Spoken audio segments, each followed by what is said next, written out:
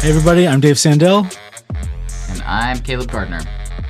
And this is the Best Album For podcast, a podcast where we talk about the best album for elevating a backyard barbecue. Caleb, how are you? I'm good. I feel like the weather has finally gotten into barbecue season here in Chicago, so I'm feeling it. We were having drinks out in the patio tonight, and it was really nice. Yeah. I'll take it. We've done at least 3 already. We're not nice. Not like hosted necessarily, but have either been to or hosted three little barbecues in somebody's backyard. Yeah. I mean, I was just talking about me and my wife, so we hosted ourselves, but that works too. You have a big enough family that counts. Yeah, that's true. Yeah. Although we did try to get away from the kids when we do that kind of thing. We're like, okay, just keep playing. We're going to go outside and have a drink. When you guys go out on the deck, do you care what music is played? Like, do you curate it the same way you would if you had guests over? Yes. Do you? Don't you? Yeah, for sure. 100%. I get distracted if the music's bad. Caroline knows this. Like, if there is bad music playing in the background, this is so apropos to this week's topic, because if there is overly bad music in the background, I will just be like, oh God, I can't stand this. We can't listen to this. If there's overly good music, I'll just be like, no, shh, I have to hear this. Do you know what I mean? I'll be like, shh. But that's how I get with some music, where I'm just like, I start singing along and I just start getting into it. And Caroline's like, I've lost you. So we have to find a sweet spot between, I really enjoy this, but also I have to enjoy it in just enough to still make it background music. Do you and Caroline have enough overlapping tastes that more or less anything you want to put on will be fine? I am going to say something somewhat controversial for a music podcast, and that is that my wife's taste is my taste. She is, for a long time, this was actually a pretty contentious thing when we first started dating. She was like, I don't know, I'm not that into music. And I was like, what? And I would try to talk to her, be like, do you like this album? And she's like, I don't know, I don't really want to talk about it. She was so weird about it. Yeah. And I kid you not, like, I was like, can I be with someone like this? And, obviously we've been together a long time now, but a few years back, I want to say it was like 2018, like not that long ago, she was like, you know what? Someone told me I should be into music. I think I should start listening to music more. And I was like, shut the fuck up. Was it you? What are you talking about? Yeah. Yeah. My wife has a history of hearing things from a third party that I've told her repeatedly and then believing them from a third party and not believing them from me. That's pretty normal. Yeah. I think that's pretty normal.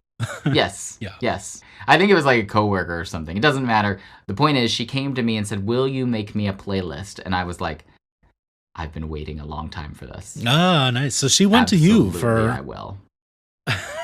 She went to you for that service. She didn't go to her friend who suggested that. She went to you. Yep. And I'm gonna tell you, I made her I almost said a mixtape, a mix playlist. Oh, it's kind of sad you can't call them mixtapes anymore. Called For Caroline Volume 1. Mm-hmm. And we are now at Volume 27. I've made her... That's pretty impressive. Yes. So, and it's all new music. So I just make her, when new music comes out that I think she's going to like, I'll make her a playlist of that music and then send it to her. And she ends up like playing it in her classroom. She's a teacher. She ends up playing in her classroom, all this. So... then she tells me, she's like, oh, I didn't like this or I liked this, but she pretty much just like trusts my taste. So but like I do, all hardcore gangster rap. Well, that's what I was gonna say. Is there's obviously a Venn diagram of what I know she's gonna like and what I actually like, and my Venn. What is it? Are they separate Venns? How does that work? My bubble. What is that? I think Venn is a person. Isn't Venn a person? I like the idea of thinking that it's a couple of Venns that have come together. A couple of Venn. Multiple Venns. Multiple Venns. Wow. My Venn is significantly bigger than her Venn. So I find the sweet spot when there's overlap. I like a lot more things than she does. Full stop. Yeah. That's all I'm saying. That makes sense. So whatever you put on, you sort of have a sense that if I like this and it sort of sits in the Venn diagram, you're fine. She doesn't request music. Specific no, music. Anymore. But she does still expect me to be making her playlists and like sending them to her. She'll be like, after a while, she'll be like, hey, you haven't sent me a new playlist in a while, Yeah. So. We got together when we were young enough where I don't think either of us had iPods yet. And so maybe I had an iPod. It's possible I had an iPod. But I definitely was making her mix CDs when we first started dating. Wow. And I tried to fill it mostly with music I thought she would like, and then just push it a little bit. Like, here's a bunch of music I think you'll like, and then here's like 2 songs that I really like. That kind of seems just left of the Venn diagram. Oh my just God. left of the overlap. I do the exact same thing. I'm just gonna push you a little bit in this area. I think you might, you just gave it a try. That's like she's never had a Chemical Brothers mix from me, but she's definitely had like some Radiohead dropped in there. Yeah, same. Also, I love that like I would have made my wife CDs if again she had started out not being weird about music and eventually coming around. But sure. Also, I love that every episode of this podcast we find a new way to date ourselves. That's the CD mixes. That's the way we're doing it this time. Yeah. CD mixtapes, CD mixes? Mixed CDs? Mixed CDs. Mixed CDs, yeah. Mixed CDs were an art form because there was still a finite amount of time. They didn't have like the fun part of the mixtapes, the cassettes that I made when I was younger, where there was a flip side, there's an A side and a B side, and you had to be thoughtful about 2, cascades and I made many a mix CD in my day, for sure. Yeah. Both for myself, like building a mix of different like stuff from my collection, but also for other people. Mine, unfortunately, were mostly for myself. I want to pretend that they were for other people because it sounds more romantic, but the reality is, oh boy. Did you have? Gosh, we are so far away from the Backyard barbecues. I'm just gonna go with it. Did you have an experience in college where you might have been too old already? Where like burning CDs was very new, and like Napster was very new when I went to college, and so people would charge you money. Like people made real money. Like I would pay somebody 10, like 15, $20 for them to create a mix of songs for me, and I would tell them which songs I wanted, and it was like, hey, download these because I just didn't want to buy 20 CDs if I could pay somebody $20 to give me those 20 songs that I actually wanted. I think I only did that once or twice, and then I thought this is an absolute waste of money. I should just get my own CD burner. Yeah. Is the statute of limitations long enough I can confess all this stuff? Open yourself up to liability? I don't know, maybe. No, I didn't do that, but the thing that I did that was also very illegal was definitely like download entire albums off of Napster and burn them to CDs and just basically completely steal the music. I'm ashamed to say the only album I remember doing that for that I ended up listening to a lot was the Postal Service. And I'm kind of sad now that I didn't like give them money. They were so good.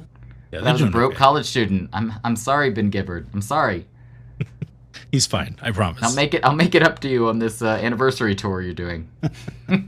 Yeah, man. Riot Fest. Yeah. All right. So we have so much ground to cover when it comes to backyard barbecues. I have like 1,000 questions to throw at you for how you think about backyard barbecues. That I think we should just jump in. But we want to give the caveat up front that for the most part we will be making playlists. Like most of my barbecues. Like things that I'm putting together would be playlists and possibly even just a collection of songs that I hit shuffle on. I don't know that I'd have them in some natural order, but I definitely for this exercise considered like what album would I put on in its entirety to elevate a backyard barbecue. And I thought we could just start there. Like, what do you think of when you hear the phrase elevate a backyard barbecue?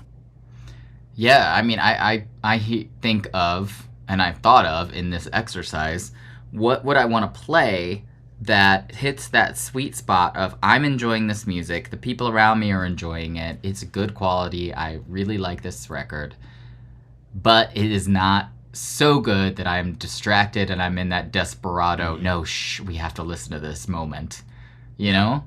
Like I feel like the music we recorded, we were talking last week, and both the albums made it into our canon. Neither of those are going in a backyard barbecue for lots of reasons, but a lot of it is because we love it so much, it's hard to engage with the conversation and engage with the barbecue. So for me, it was about finding that sweet spot of, I love this album, this is great, this is fun. It's not like dour or sad. Obviously, if you're like trying to keep an upbeat mood at a barbecue, you want something that's somewhat, fun, but also, again, not so fun that it's distracting. I might have hit so fun that it's distracting this week. We'll see. Okay. We'll see. Fair enough. Who's your target audience when you're making your music for your barbecues? Oh, good question. I mean, I guess I considered like my peers, like thinking of like having other families over, other adults around my age. Who are you thinking? Well, I guess my question was, so for me, when I think about elevating a backyard barbecue, it feels a little different. We had talked about maybe going with a topic like impressing music lovers at your backyard barbecue, but this feels like more wider than that, like more broad than that, where I want the room, or the yard as it were, to be moved by the music, or for the music to do something to the space that we're in, that supplements or complements the thing, like the space that we're trying to create for that evening. And so when I think about my target audience for that, I start wondering things like, should I or should I not have music that people recognize? Like, is it fun to drop some songs in the mix that people will stop and like hum and tap along to and be happy that they're hearing? Like, I think when we we were at a block party last summer and they asked me to do the music for it, and I just filled it with songs that people knew because that felt really fun, but it was such a big, that was a whole block. It was a very different environment than our backyard. You took the DJ approach, which is I'm going to play crowd pleasers. Absolutely. And it was great. It worked. People were very happy to be hearing, Bone Thugs and Harmony followed by, Robin. Yes. It was a very wonderful night or day. But the idea of like everybody coming over to my house and sitting in my backyard feels more intimate. And so it feels like somehow different than just putting a bunch of songs on a playlist that I know everybody's going to know. And it actually feels more helpful to do the thing you're talking about, which is maybe fill it with songs that people don't necessarily know, or album tracks from albums that people would know. Like, I would probably put a bunch of Cure songs on a backyard barbecue list, but not Just Like Heaven, and not like Close to Me. I would pick some deeper cuts than that. Yeah. So I think my target audience is a normal like, I think it's almost like my wife or your wife. Like, I think it's the people who I know aren't necessarily going to be listening for what's going on, but I know that music affects everybody.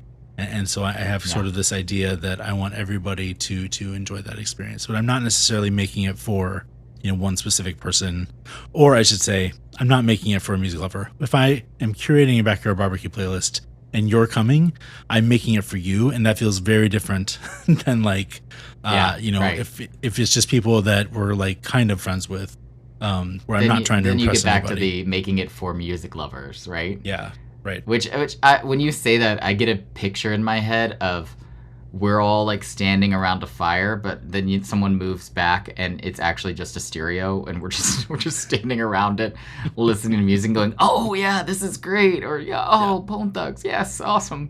Which honestly, if you made a playlist full of crowd pleasers, I think that's what my brain would do. Just like every new song that came on, I'd be like, "Oh yeah, this song, I haven't heard this in forever," and it's just like focusing on the background instead of the person I'm talking to.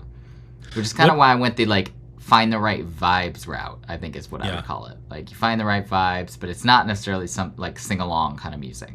Do you want the music to catch people's ear, or do you want them to barely be aware of it? I think I want a little more of the latter, where it's like, again, I'm imagining, you are a chef and you are creating an experience, and you don't want, part of that experience is the atmosphere, part of it is the people, part of it is the music, and you don't want any of those to necessarily stand out in a way that ruins the others, right? Yeah. Like, you want the flavors balanced. And so I'm kind of looking at the music in this scenario as, you still want it to be good. You want people to walk away talking about a great experience. Wasn't the, I'm obviously not a chef, I was like, wasn't the garlic on this, I don't know, eating. delicious. That you couldn't come up with delicious? That's the thing you were struggling with? I was like, wasn't the garlic on this? That I just mumbled through the dish. Like, I don't know. What? I can't think of anything. But my point is, you could still like have enjoyed it and still like see it as, part of the overall experience, I guess is what I'm saying. Yeah, I could see that. I think that I do want it to catch people's ear, though, or at least occasionally. Like, I occasionally want somebody to Shazam something. Like, I just have a desire to introduce somebody to something new. So there's this song that I put on my playlist specifically so I can count how many people ask about it or Shazam it when it's playing. Like, because I know inevitably everybody, at least somebody in the room, if they haven't been there before, will hear it and say, well, this is cool. What is this? And that is Sodad by Cesaria Evora. Do you know this song? I don't think so. All right, so you need to come over, and I'm just gonna pop it in the playlist and not tell you about it, and see if it catches your ear. So it's definitely. And I will say that having been to many a Dave Sandell hosted function, this often happens where I'm like, oh, what's this? Like where something does catch my ear that I haven't heard before. Anyway, it's just a really, really lovely song that fits, nicely in with every other song you might want to have at a backyard barbecue, but it's just a little extra. Like, it's just a little surprising. It'll catch your ear. And so I try to find a couple songs like that to slip into the mix with the solely expressed purpose of drawing people's attention to them, not like taking over the barbecue, but I do selfishly, and I guess somewhat arrogantly, want somebody to notice the music. Won't someone think of the music? This must have been a hard prompt then, to try to do that, but have to do it across an entire album. It was, except for I nailed it, because I picked the best possible album. So I'm very happy with that. I mean, I think, I think it's helpful to know where I'm coming from. So I have like maybe 3 or 4 music curation experiences in my background that sort of informs everything I do from there. So the first is that I was a music director at our college radio station, KGRK, and The Jerk, KGRK at Northern Iowa. The second is that I was a club DJ for a minute and had the job of getting people on the dance floor and also getting people off the dance floor, because we didn't want them to be there all night. We wanted them to go buy stuff at the bar and then come back. And so, come back to the dance floor. So we get them off the dance floor for a minute, but then make sure we got them back on. And so then there was this conference that I was essentially, hired is probably the wrong word because it was all volunteer, but I programmed the music for this like week-long conference that happened every year in Chicago. And my goal there was to have people like be grooving, like make sure that they were noticing the music, not in a way that like drew all their attention, but in a way that like elevated the experience and made sure that they felt like this is cool. Like, cause it was it was a Christian concert, it was a Jesus-y conference.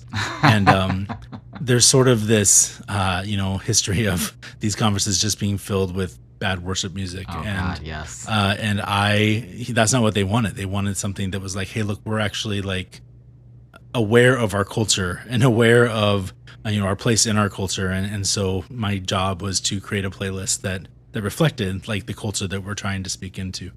So I have these 3 or 4 different experiences that I just can't shake. And so when I'm thinking about curating music for something, I want people to pay attention. Although that brings me to my next thought, which is volume is a big thing. Like I sometimes 100%. Think I go too low. Like I have the volume fairly low on music at barbecues. And I've noticed that when I'm at other people's houses and they have it a little higher, I'm happier. Like I like it. But when they're at our place, I sometimes wonder if it's a little too loud. And so I end up turning it down just a smidge because I don't want to drown out the conversation. So what is your like ideal volume level? This is a good question. I actually got a chance to test this out recently because we had people over at our house this weekend, and I had the album that I chose for today playing as a test run to see if it was, same thing. If it actually worked in this scenario. Yeah. I love that we both did that. And I played your album too. Yeah, nice. Yeah. So anyway, we had it playing off 2 speakers in 2 different rooms. And so I was kind of adjusting the volume of both. And one was in our entryway So it was like, I was like, oh, I can't have this one be too loud because we need to be greeting people. This is really like a key moment. We had never met these people. We were having our neighbors over. So it was like even more important that we can hear what they're saying. And then in the other room where we were going to have drinks, I was like, I want it to be more of a party atmosphere. So I let it be a little louder.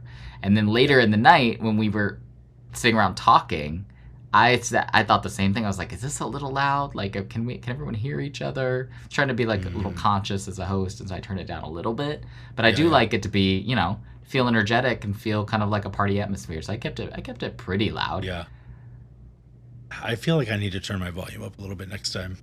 Sometimes I'm just like worried about the neighbors. I just don't want the neighbors to complain, or generally I don't want them to have a bad experience. It's probably more accurate. Like that's fair. Want our neighbors we to do live in a big city, and we are in close quarters. Yes. Luckily, for this scenario, I was indoors, so didn't have to worry about it then. When you are planning your playlist, is it important to you to hear songs that you love? Or are you thinking more about what are the songs that this crowd is going to like? Because for me, it's entirely what are the songs that this crowd is going to like.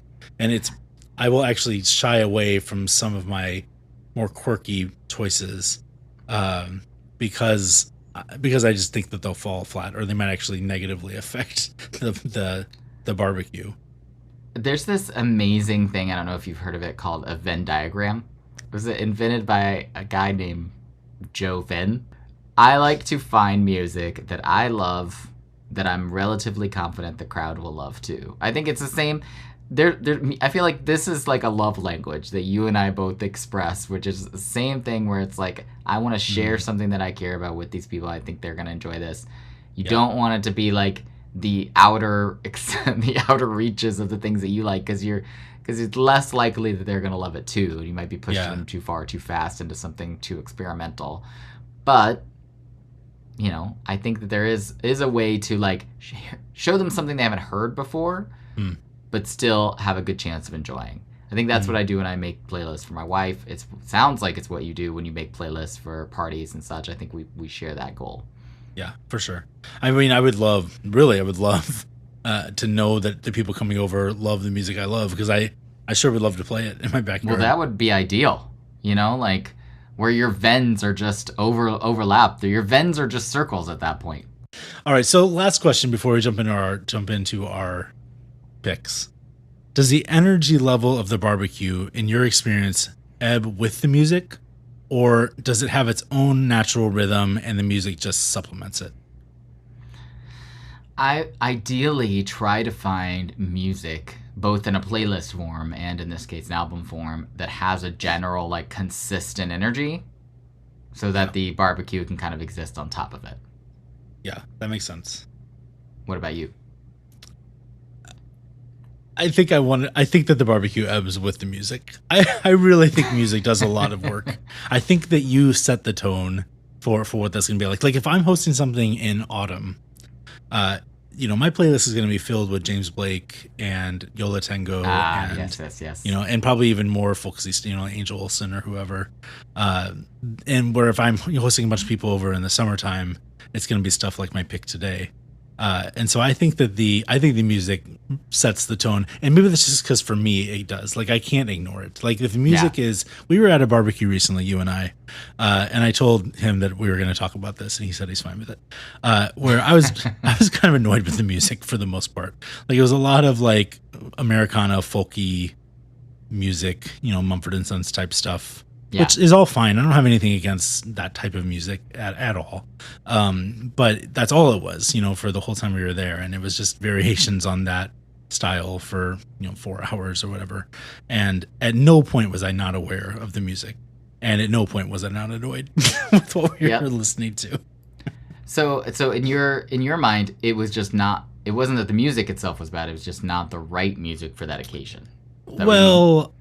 So here's the trick, though, is that I think I did have judgments that this music isn't very good. Like, I know you did. I was there. I know you weren't gonna. There was just better. I think it's one of those. I don't want to sit and poop on somebody's favorite music. Don't yuck someone's yum. That's what we say to my kids. That's right. And I genuinely believe that. I am not interested in like saying this music is bad. I just want to say that there were better versions of that music out there. And I wanted to curate a playlist for them, like in that same genre that they were living in that whole night, only with better versions of it. And because I couldn't ignore it, I assumed that nobody can ignore it. But I also know that everybody was having a great time at that barbecue, including me. So I'm sort of like, I'm testing my theory and wondering if I'm wrong.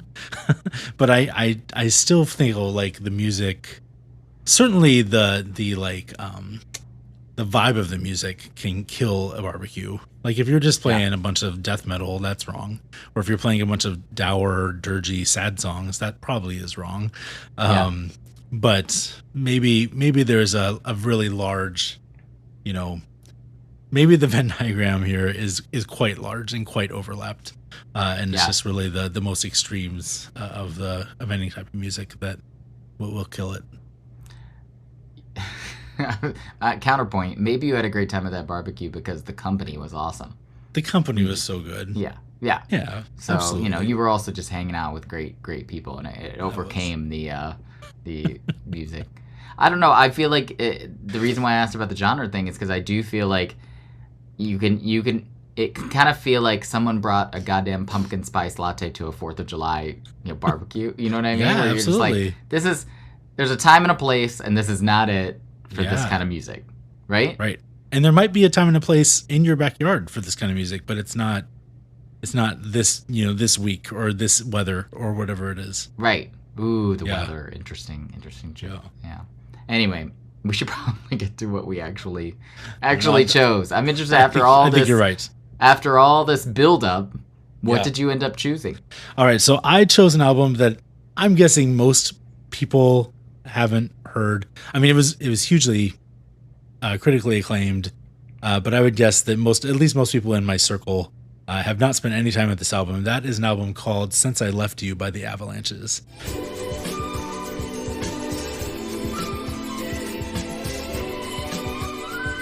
It was made in Australia in the late 90s and early 2000s and reached America, I believe, in 2001, after blowing up in Australia. And this album is just a vibe the whole way through. It's pure fun, pure joy. Do you know DJ Shadow at all? Yeah, a little bit. So DJ Shadow has this really storied album called Introducing, where he pulled probably thousands, but at least hundreds of different samples from different records, all of them obscure, and built this really beautiful, gorgeous music out of it. And every single sound that you're hearing on that record is a sample.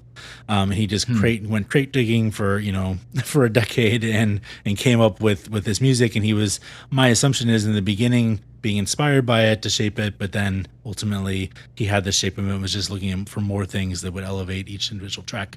And this album is the same thing. It's pure samples all the way through.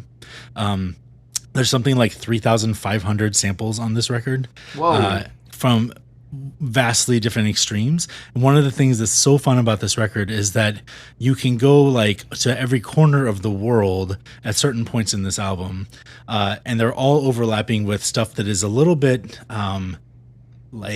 not necessarily the opposite, but it's just they're really distant vibes. They'll have something that's Caribbean music, and then they'll have video game sounds over it, and they'll have some sort of hip hop piece and then some folk rock piece that are all melding together. But there's not just two of them. It's not like Girl Talk where there's two.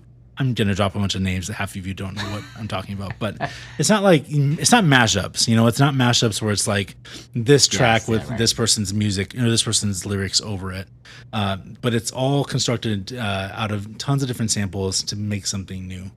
And the whole record is just so fun, and there's so much soul and R&B and folk and just different types of music that I love listening to, and it's so expertly, perfectly crafted that it just kind of takes you through right around an hour of this sort of journey where every song flows into the next and every sample flows into the next, and I find that it's pretty easy to ignore. It's enough. It sounds just enough like the music in The Gap that you can kind of ignore it, but it's so good. If you sit down and listen to it, you will be blown away. So it's not like listening to the album Leaf, album leaf is fine for what it is, but it's, you're not listening to the album leaf where it's like this vibe for the same for an hour and it's all chill and whatever. Like it's like, this is big music. Like they were inspired by Chemical Brothers and other people. And they said in some interview that, they couldn't match the big drums and big beats of what was happening in electronica in the late 90s. So they decided to do something completely different and just focus on a different styles of music coming together to build something really, really fun. So I don't really know necessarily how deep to go on this record that half of you haven't heard. But I find that when I put this on at barbecues, you can't help but not have fun. And your ears perk up a little bit because there's just constant samples coming, and you will eventually hear something that you recognize. You will eventually, pull like Madonna's Holiday, or you'll pull something that you have in there somewhere, and it'll catch, and you'll hear the music for a little bit, and you'll groove with it, and you'll go back to your conversation, and it's fine. It doesn't have to be like the soundtrack to the entire night where it's a montage, but it's just amazing underneath it. You picked an album that has samples of what you talked about doing earlier with your playlist, which is like having the kind of crowd pleasers mixed in to that would keep the party going. You're saying like they did this, but with an album with samples and layering. Now there are caveats to this record. One is that there's a couple moments, like every album like this, where everything comes crashing to a halt and it's suddenly a cacophony of noise. Yes. I find that when I put that piece on, I sometimes dip the volume down, skip it a little bit, and then bring it back up. There's also... Do you know that's coming? Like, are you paying enough 100%. Attention to where it is? I just never lose track of the music. So like mid-conversation, you're like pulling out your phone, being like, I'm just going to turn this down. Sometimes I miss it, and then, I like hear it in the background. I'm like, I'm going to skip forward a little bit here. But you have to do that subtly. You can't just press pause. You can't just skip it to the next track because it'll disrupt the flow, and you'll affect the vibe of the barbecue in the wrong way. The other piece is that there are a couple moments in this record where they're building some kind of vocal narrative by sampling tons of different, I think there's like 30 some samples. There's this track called, what is it called? Frontier Psychiatrist. That at the beginning of it pulls in like all these different samples from TV shows and movies and just really, really obscure stuff to build sort of this new narrative. And it's really funny if you like sit down and listen to it.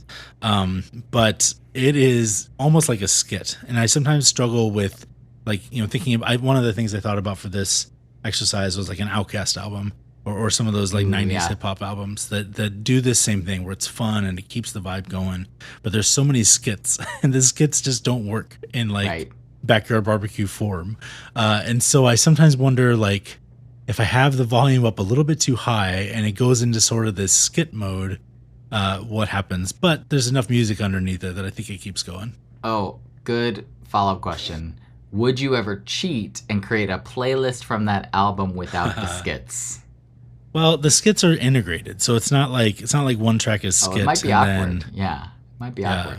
But I love your premise that like if you skip part of a song, it's gonna change the vibe of the entire party. I just don't think that's true. I think you and I would notice because we're audiophiles and we're constantly paying attention to what's being played and like just in general for me like the noise and like background noise, like I'm just very sensitive to it. But I think most people are gonna just not even care. I 100% agree, except for I feel like the person that I'm creating this for is paying attention. Like as much as I do want to please everybody, I guess my target audience is like Caroline's, like, she isn't like a huge music lover, so I want to like make sure that the music I'm playing won't be like weird and out there. But I do care more about the people in the audience who will notice if I just suddenly skip a track halfway through. Like those are the people that I am designing for, I guess, when I'm creating these playlists. And I guess I should say, like, there's a time of the year where I do play full albums, and sometimes that happens at barbecues, and sometimes that happens in fall ones, especially where I am putting on just full albums and letting that groove go for a while. I think it's awkward. I think it's super awkward when something swifts. I mean, it's not going to like ruin the night. It's not like people are going to storm out, but I do think it matters. I'm imagining like you skip a song halfway through and someone like throws their drinks like this is bullshit. leaves the party. Rots flying. Yeah. So you've never heard this record before, is that right? That's right. Yeah. So what was Not your until experience? You sent it to me. Sure. Yeah. Right. What was your experience listening to this? I feel like I am never been into as like electronic atmospheric kind of stuff as you have been. In fact, I feel like you and I going these different directions are kind of quintessential our tastes a little bit. In terms of me going more like indie rock, indie pop way. So I'm still sitting with it since you sent it to me just a couple days ago, but I enjoyed it. What I heard so far, I had it playing in the background a couple times, like when I was working and when we were around the house, and so far so good. I don't know if that's a ringing endorsement, but it's a couple days in. You know what, man? If you're not into the genre, then so far so good is a great ringing endorsement. Like that's that's high praise. Since it's not really your vibe. Yeah. Do you feel like if you heard this at a barbecue, you'd be into it, or you'd be like, "Ooh, good question." I think I would want to know what it is for sure. I mean, but again, I feel like we always want to know what things are in general. Sure.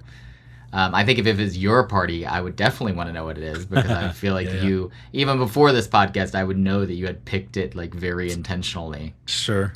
So I'd want to know the background story. When was the last time you Shazammed something?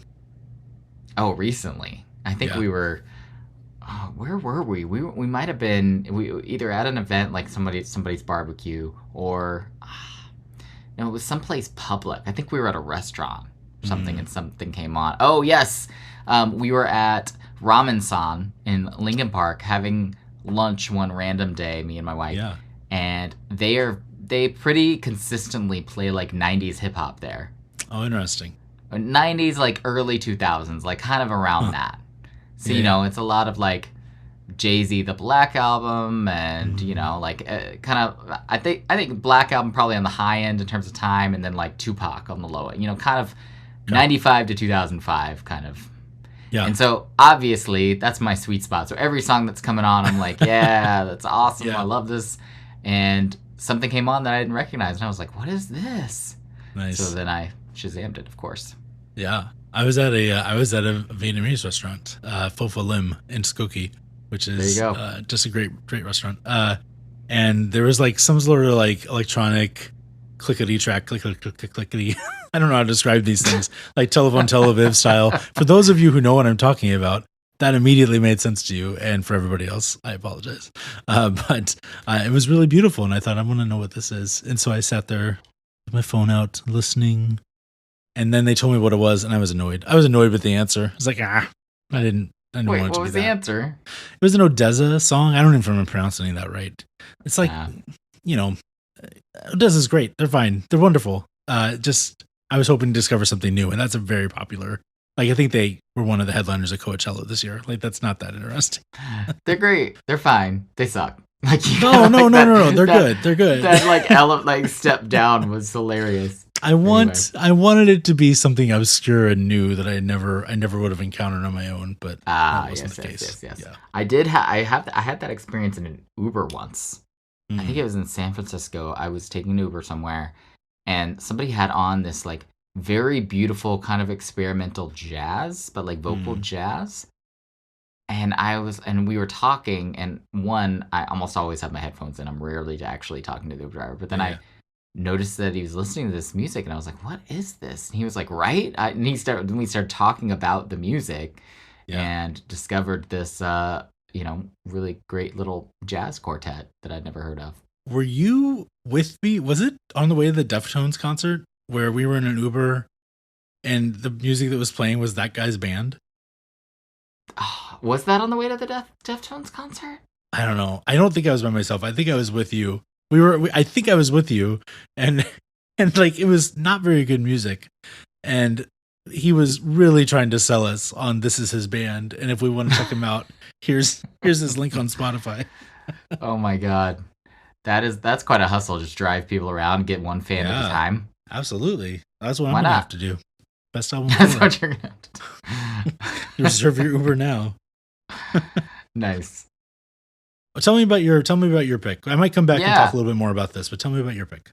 Yeah, I think this is so funny that we went in such opposite directions. So I picked something relatively recent that just came out, Late Developers, the album by Belle and Sebastian. I wish I could be content with the football score. Came out in January 2023, just after a bit of previous came out last year. So like within a year from a previous album.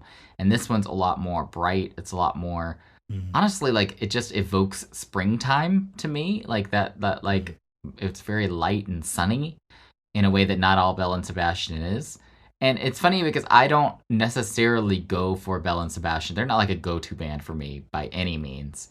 Interesting. Okay. I mean, you and I were just talking about going to Deftones like last week. We were talking about like Alt J and Radiohead. Like, right. You know, like I'm usually a little bit darker, a little bit more experimental, and Belle and Sebastian is often a little too poppy for me. Mm-hmm. But this album, for this purpose, just felt like it fit really well. I'd had this album on since it came out, just around the house. You know, like again, just kind of in the background, but like energetic, light, generally listenable. Like there isn't a, you know, sometimes there's an album that like 80% of it is just like flows, and then it gets to a track, and then you're like across the room, and you're like, oh God, we got here. I got to go skip it, or you know, just if anything, it's just distracting. You know, it goes from again being kind of blending into the background to, oh, I'm in the middle of reading, or I'm in the middle of doing this other thing, and now I hear this track playing, and now I'm distracted. And I didn't have that experience at all with this album. The many times I've listened to it, I wouldn't call it the best Belle and Sebastian that's ever come out, but it's infinitely listenable. And if my dinner party the other night, cocktails, whatever it was, proves anything, it's that we can put it on in the background, and it's great background music, and it works for this purpose. All right, so I have a lot of questions. Yeah. The first is, what is your relationship with Belle and Sebastian? I think they have put out many singles that I have very much enjoyed, and they've never necessarily nailed it with me with an album. So I've never been, again, if we're talking about just like put on a record and I can listen to this from start to finish, or even that's a record, even if I don't want to listen to it start to finish, that is like appealing to me and I want to go listen to a lot of this band, they've never necessarily been, they've been a playlist band for me. If we can have a genre of playlist bands, I think Belle and Sebastian has been that for me, for sure. It's interesting because they have like 5 albums that are largely considered like Pantheon level records, like Sinister and Life Pursuit, and people love them. Yeah, people love them. They've always been a little too, I don't know, like a little too kind of 60s pop vibe a little bit for me. Yeah. So what is your relationship with 60s pop vibe? Because we grew up with a lot of Simon & Garfunkel and a lot of Beach Boys. Which I feel like, you know, they're definitely, you know, sure, yeah, more than inspired by it at certain points, probably whole cloth, you know, aping their music, not in a bad way at all. But do you generally like that kind of stuff? If I want 60s pop, I'm just going to go for 60s pop. Like I'm going to put on, you know what I mean? Like I'm going to put on the Beach Boys, or I'm going to put on the Beatles, or whatever it is. So it's not that I don't like the genre, or even the like clear lineage of Belle and Sebastian from that music. Again, don't hate that at all. They have some great music out there. I've just never been, you know, a particular fanboy of them. Yeah, that makes sense. I feel like I missed them. Like when they were becoming huge, I just missed them. Like I just had never really, it's weird because they were probably making music when I was a music director at a little college radio station, and it seems like they've been making it just wasn't my genre. Time. Yeah, it just wasn't my genre, and I've sort of come around on folk music largely because of my wife. Like she really likes that kind of music, and so I find myself giving it more time. You know, I spend more time with records because I want to find things that she likes and find things that we can listen to together. Same. But I've always sort of thought of Belle and Sebastian as like, this is going to be weird. Maybe it won't be. I always thought the right space to listen to Belle and Sebastian was like an Ivy League school in your dorm on a spring day. Like, well, you and your girlfriend are like hanging out. Like it feels like That is the Belle and Sebastian. Specific and also privileged. Like it's the college experience I thought I might have, but not so much. You just described Vampire Weekend to me. Like that. I mean, that's absolutely what I imagine putting in that scenario. I lump those guys together for sure. Vampire Weekend, Belle and Sebastian. People like are really nuts about Belle and Sebastian. I listen to their albums and I think I don't get it. Like I just don't. It's not bad music. I think it's great music. It's what's the word? Like, well, I'm gonna use the wrong word, but the avid loyalty, like the undying loyalty, that people have to this band, that just missed me completely, including one of my closest friends. Like he really loves Belle and Sebastian. I just couldn't, just totally missed me completely. Yeah, I mean, I think honestly, like, I don't know if late developers just hit me at the right time, like in terms of like music I was looking for with this kind of energy. Yeah. But I've probably put this on more than I've put on other Belle and Sebastian albums. And to me, it's not, again, not necessarily because it's better than any of the other ones. I think there's other ones, like you said, that can be considered from a pure artistic standpoint a lot better. But it's just, it's not asking a lot of you. And I think I was looking for that kind of vibe. Interesting. And I also to your point about trying to find things, when we were just talking about like me making playlists for Caroline, like I'm also kind of on the lookout of things we can share. And this is just such an easy one to like put on around the house and know it's going to be a crowd pleaser. No one's going to be upset. It's super easy to listen to, like it's just, you and I share a tendency to listen to music that demands attention. That's fair. Demands a lot lot of you. And this is not that. This is not Eve Tumor. Yeah, for sure. Exactly. It's not Eve Tumor. One track, another reason why I was attracted to this for this specific reason is some of the lyricism like speaks a little bit, I feel like, to like midlife crisis. Like there's this great the only lyric that really ends up standing out to me even on this album when you're like listening to it in the background is a lyric from a song called When We Were Very Young. That like the chorus says like, I wish I could be content with the football score. I wish I could be content with my daily chores. Like it's basically saying like everyday life can be kind of boring. If there isn't a better, theme for having a, like, I'm imagining like a backyard barbecue in the suburbs. Like, come on. It's like subtly kind of digging at the people who are even doing this thing. And I kind of love it. Interesting. Yeah. Yeah. I guess I'm kind of with you that there are a lot of Belle and Sebastian songs that I love. I found that I really love Juliet Naked on this record. The first track.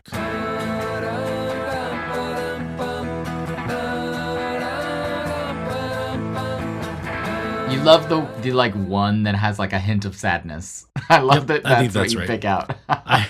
The tone of his guitar and just the melody of that song got me. I thought, okay, maybe I'm about to get the Belle and Sebastian album that's always eluded me.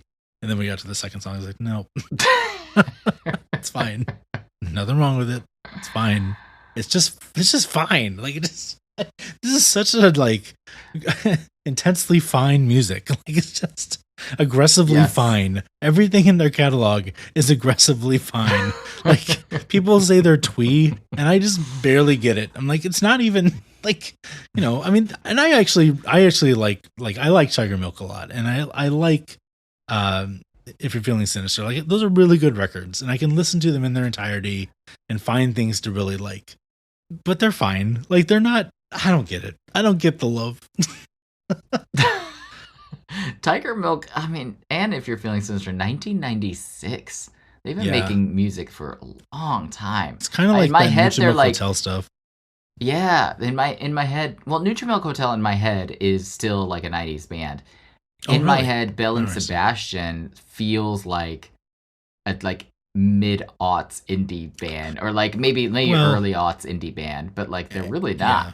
And Life Pursuit is. I mean, I feel like Dear Catastrophe Waitress is, Boy with the Arab Strap. Those are all mid-aughts, right? Like those are huge albums by that band that I think, if I'm not mistaken, pulled people to their back catalog more than their back catalog.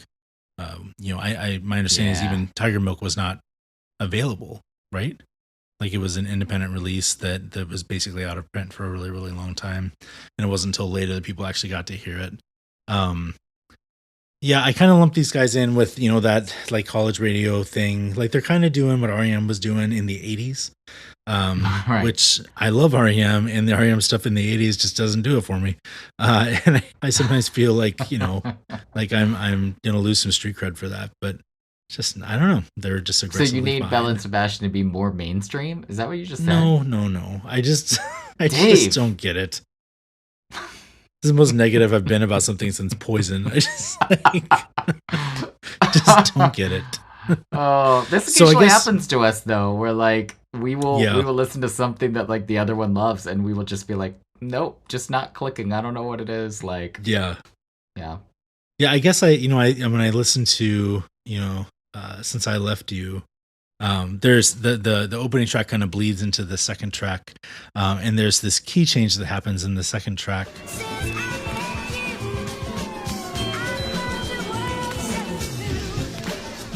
If it doesn't get you, if it doesn't like give you chills while you listen to it, then I don't know how to have a conversation. Like that is an amazing record. Wait. It's a little mind blowing. Hold on, wait. Let's think about the implications for this. So you put this on during a barbecue, and you want everyone at the barbecue to get chills 10 minutes into the barbecue.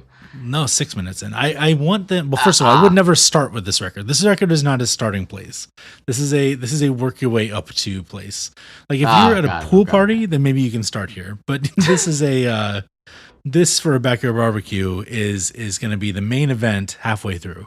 The peak energy of the barbecue is when you play this. But record. I'm saying like you want everyone to interrupt what they're doing so they can have chills. Well, again, I think it's going to be too quiet and in the background. But if you are listening to it with headphones, that that moment only comes when you're like being intimate with the music, basically. I get so. That. I mean, I get so. That. It's a different. And there's just never a sure. moment like that for me with Belle and Sebastian. And I'm not saying that that should eliminate them from any conversation. I just don't understand the love. I don't get it.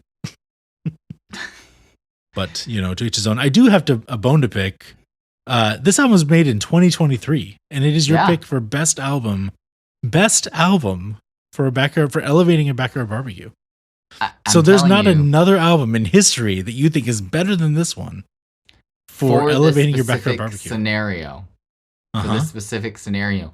Honestly, like finding that vibe of this is going to be fun the entire time. It's also not going to be distracting. It's going to be enjoyable. It's not.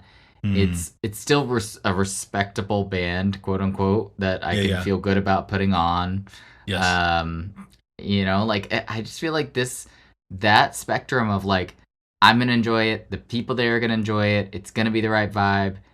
It's also not going to be distracting. It's not going to be too down. I feel like that was actually pretty hard to find that.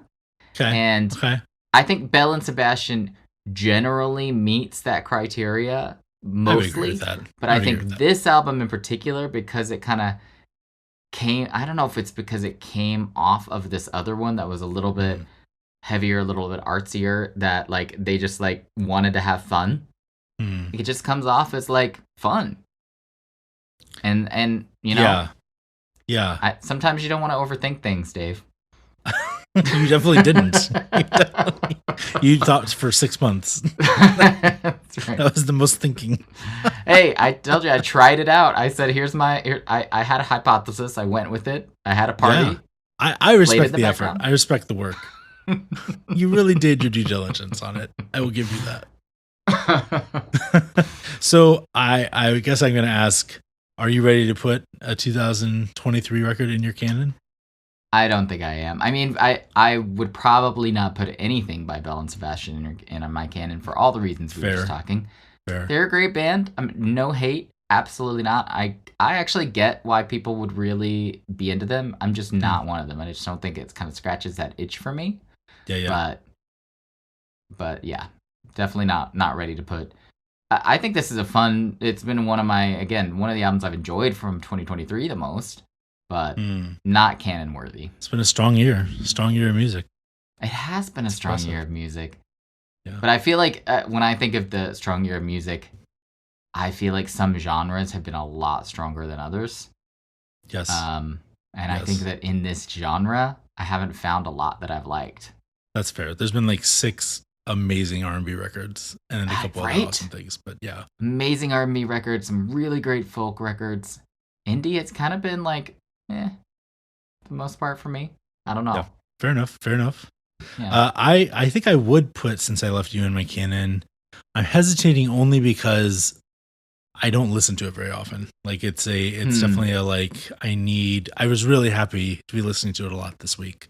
But I don't necessarily know that I've listened to it much in the last few years. And they had a record a couple years ago, maybe even just last year. Was it 2022, 2021 maybe? Called We Will Always Love You 2020. That was one of my favorite records of that year, and I think I actually prefer that record to this one.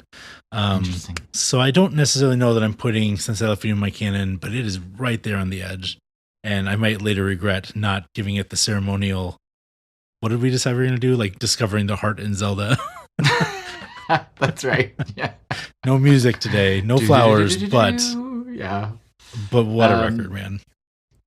So I guess that's a question about the canon criteria.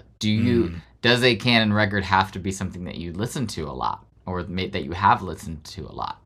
So when I look at because I rank everything, when I look at my top, 300 or whatever records, the point where I stop hitting records that I listen to on a regular basis is around number 81.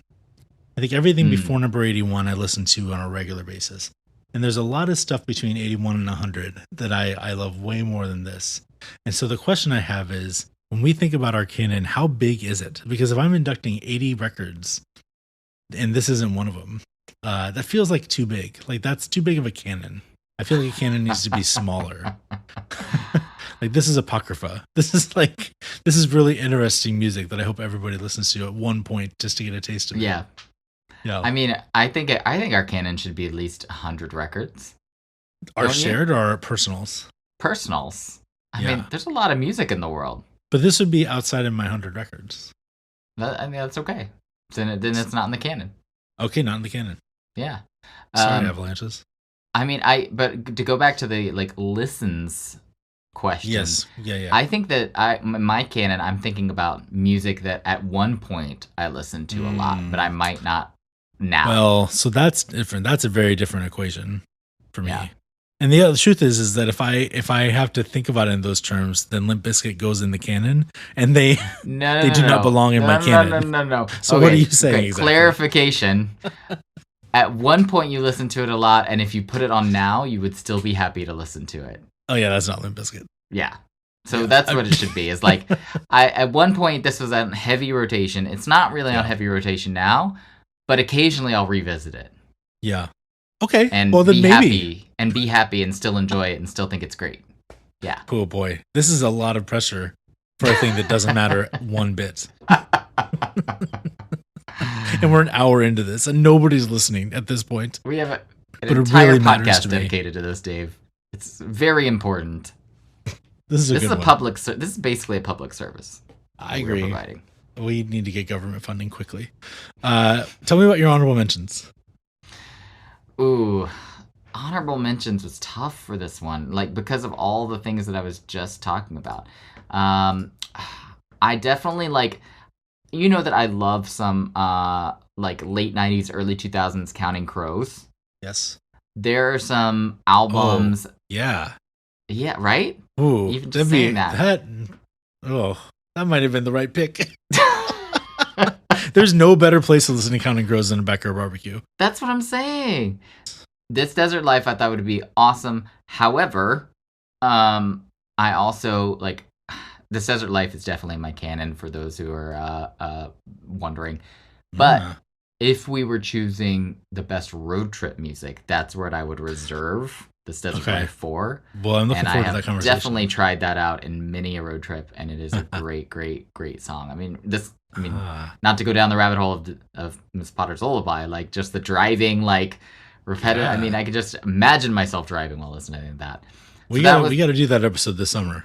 Yeah, we should. I want to talk about this record with you, and I know my pick for this record too. So nice. Or for that topic right away. Yeah, perfect.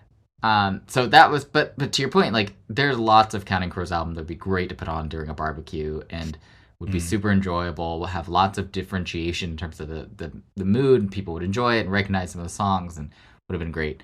I also thought, I mean, we've talked many times about how I love Indigo D'Souza. She just consistently kind of hits a tone in almost every album that would be really fun at something like this. I veered a little bit away from her because, I'm imagining children at the barbecue. Sure. I could she see definitely goes for the language a little hard. Which again, in a way that I find really enjoyable, but people's kids won't. Those are some of my alternatives. What were yours? My one that I most considered for this, actually there were probably two. So the first was Destroyers Kaput, which I don't know that you know very well, but that's like Destroyers, a yacht rock. Thanks to you. Yeah. So yacht rock, it's like a yacht rock album through the lens of Dan Behar, and it's just wonderful backyard barbecue music. You will not go wrong putting that album on, but his voice and his lyrics are so weird that I don't know that it belongs on everybody's backyard barbecue, but it does belong in my the backyard barbecue of my heart. Destroyer is playing the backyard barbecue of my heart. That's great. The other one that I really strongly considered was Lost in the Dream by The War on Drugs, which is also another great road trip album. And will be a runner-up on that episode as well. There are always a bridesmaid, never a bride when it comes to my personal tastes. But that record is, if we're going to talk about a starting place for my backyard barbecue, that might be the one. That might be a good first out of the gate. It has that kind of like Tom Petty quality. 100%. Feels like summer. It just feels like summer when you listen to that record. It's such a great, just the tone of the record is so good. The mixing and mastering is so good. And so specific. I think that I have been to an outdoor event where they were playing The War on Drugs, because the minute you said that, I had this like nostalgia, like, yes, that's exactly the right answer. And I'm trying to remember where it was, but you were totally right about like having that summery feel, like atmospheric feel. Like it's great. Yeah. When I think about like sitting in my backyard, I don't drink beer, but sitting in my backyard with beer and a brat, The War on Drugs playing is pretty perfect. It's pretty awesome. Maybe if you were beer and a brat in Brooklyn. Yeah, there you go. And the last one is Sound and Color by Alabama Shakes. I thought that was a really great record for backyard barbecue. So if anybody wants to come over this summer, I will play these 4 or 5 albums in succession, and I'll toss in a little Miss Perfumado in there too. I'm also almost positive I've heard Alabama Shakes at many a barbecue. Not recently, like when those albums came out. So yeah, good choices. All right, man. This was good. Real quick, anything you listened to this week? Yeah. I have been putting on this is a very recent album that just came out, but it's super fun. The Answer Is Always Yes by Alex Lahey. Do you know this album? I don't know this at all. No. I mean, I think I stumbled upon it because Pitchfork recommended it, but it's just like alternative, super fun. Again, like not asking a lot, like great summer album. Just really, really fun. What is it? You'll Never Get Your Money Back. Great breakup song. If you're looking for a great breakup song. Yeah. Nice. What are you listening to? I just realized I probably should have considered Spoon's Ga Ga Ga Ga for backyard barbecue. That would be an excellent record too. Choice, yeah. The only thing I've been listening to these 2 records that we picked a lot this week. The only thing I really made a lot of time for today, I got in the mood for Stone Temple Pilots, and I put on Tiny Music, Songs from the Vatican, and I just hadn't listened to it in years. And that is a very uneven album, but the highs are very high, and it's like all psychedelia rock and just really free and loose and fun. And it, of course, brought me right back to listening to that, as a kid, and just trying to put it in the situate it in their catalog and trying to understand, like, is this the same band, but 30, 40, however many years later, 30 years later. That is a great record. That was great fun to revisit today. So Tiny Music, man, good stuff. All right, man. Well, go ahead and leave us some feedback on what your pick for best album to elevate a backyard barbecue would be. Let us know what you thought of our picks. Feel free to tear them apart, or tell us how awesome we are. And of course, we're just getting started here, so we'd love if you have a minute, head over to Apple Podcasts or wherever you're listening and leave us a 5-star review. Tell them how great we are. Pretend that we've been doing this for 10 years. Imagine how good this podcast is going to be in 10 years and leave a review for that podcast. It's a public service, people. Yeah, remember that. Public service. All right, buddy. I'll see you next week.